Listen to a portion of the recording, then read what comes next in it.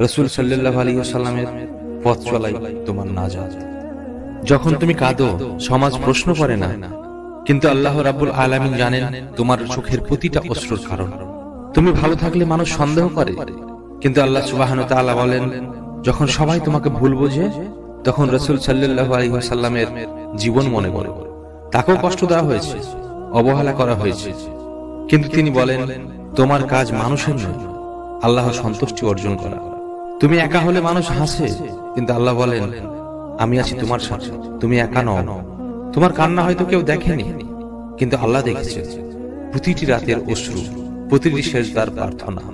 রাসূল সাল্লাল্লাহু আলাইহি ওয়াসাল্লাম বলেছেন, আল্লাহ এমনও বান্দাকে ভালোবাসেন যে অশ্রু ঝরিয়ে সেজদায় পড়ে যায়। সমাজ তোমাকে বিচার করবে, কিন্তু আল্লাহ বিচার করেন তোমার নিয়ত, তোমার ধৈর্য আর তোমার তাকওয়া দেখে। মানুষ তোমার সফলতায় হিংসা করে, কিন্তু আল্লাহ বলেন, যদি আমি তোমাকে দিই, কেউ তা থামাতে পারবে না। তাই মানুষকে নয়, আল্লাহকে খুশি করো।